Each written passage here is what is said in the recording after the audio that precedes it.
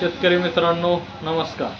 आज आपण बटाटा लागवड या पिकासंदर्भात संपूर्ण माहिती आजच्या व्हिडिओमध्ये पाहणार आहे. तर त्याच्या अगोदर आपण 2 ते 3 मुद्दे क्लिअर करणार आहे की जे काही आता सध्या म्हणजे आसमानी संकट आहे, अतिवृष्टी आहे, सर्वत्र पावसानं धुमाकूळ घातलेला आहे. अत्यंत म्हणजे खरीपाचं मुख्य पीक सोयाबीन, त्याच्यानंतर कांदा, बरंच संपूर्ण भरपूर पिकांचं फळबागा असतील याचं अतोनात नुकसान झालेलं आहे. त्या ठिकाणी कंटिन्यू पाऊस लागून आहे. मे महिन्यात जसं सुरुवात झाली पावसाची तसं आतापर्यंत पाऊस आहे. त्याच्यानंतर शेवटीही आता जाताना सर्वत्र पाणी पाणी करून गेलेला आहे पाऊस. याच्यामध्ये पिकांचं भरपूर नुकसान झालेलं आहे. तर या नुकसानामुळं शेतकऱ्याला जे काय आर्थिक फटका बसणार आहे त्याच्यासाठी महाराष्ट्र कृषी विभाग, त्याच्यानंतर महाराष्ट्राचे कृषी मंत्री,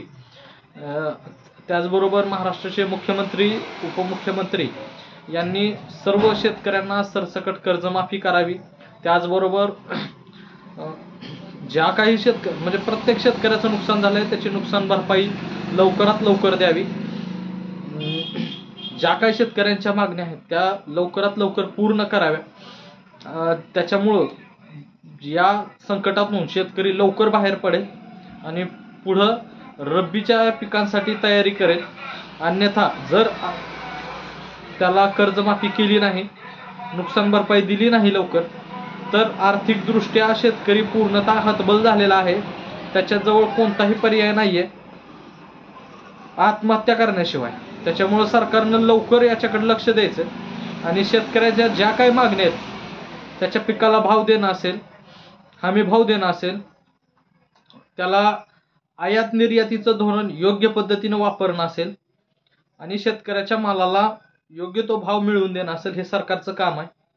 तर या गोष्टीकडं केंद्र सरकार, राज्य सरकार, महाराष्ट्राचे मुख्यमंत्री, उपमुख्यमंत्री, त्याचबरोबर कृषी मंत्री यांनी याकडं बारकाईने लक्ष द्यायचंय, जेणेकरून जो काय आपला भारत कृषीप्रधान देश आहे आणि शेतकऱ्यावर अवलंबून जी काय तुमची अर्थव्यवस्था आहे तर त्याला त्या ठिकाणी तडा जाणार नाही या पद्धतीने काळजी घ्यायची.